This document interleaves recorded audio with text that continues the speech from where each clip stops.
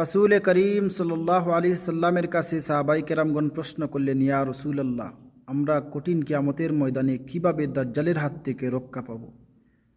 এর উত্তরে রাসূল সাল্লাল্লাহু আলাইহি সাল্লাম বলেন, তোমরা যদি প্রতি শুক্রবারে সূরাতুল কাহাফ তিলাওয়াত করো তাহলে এর মাধ্যমে দাজ্জালের হাত থেকে রক্ষা পাবে। আবার সাহাবায়ে কেরামগণ প্রশ্ন করলেন, ইয়া রাসূলুল্লাহ, আমরা দাজ্জালকে কিভাবে চিনব?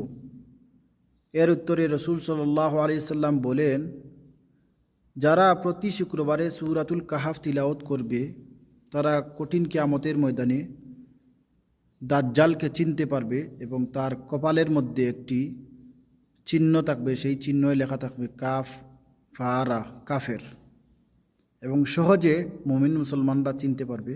সূরাতুল কাহাফ 15 নম্বর পারার 12 নম্বর পৃষ্ঠাত আপনারা সবাই পড়ার চেষ্টা করবেন।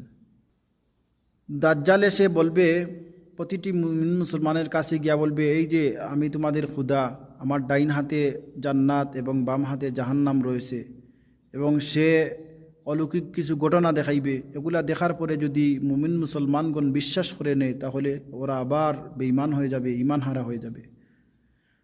রাসূল সাল্লাল্লাহু আলাইহি সাল্লাম কঠিনভাবে বলেছেন এবং অনেক রিকোয়েস্ট করে বলেছেন যে তোমরা যদি কাহাফ তিলাওয়াত করো তাহলে এর মাধ্যমে তোমরা দাজ্জালের হাত থেকে রক্ষা পাবে, কারণ দাজ্জাল তোমাদের ঈমান নষ্ট করে দিবে।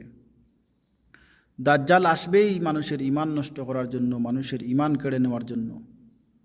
যদি তার ঈমান গ্রহণ করো, দাজ্জালের ঈমান যদি কেউ গ্রহণ করিলে তাহলে সাথে সাথেই ওরা তার দাজ্জালে হত্যা করব, কাতল করব, এবং ওরা ঈমান হারা হইয়া আবার মারা যাইব, বেঈমান হয়ে যাব।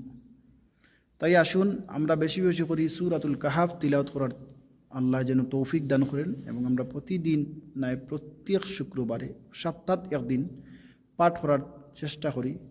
আল্লাহ এর মাধ্যমে আমাদেরকে দাজ্জালের হাত থেকে রক্ষা করবেন। কঠিন কিয়ামতের ময়দানে আমরা আল্লাহ রব্বুল আলামিন দাজ্জালকে চিনতে পারবো। আল্লাহ রব্বুল আলামিন আমাদেরকে দাজ্জালের হাত থেকে রক্ষা করবেন ইনশাআল্লাহ।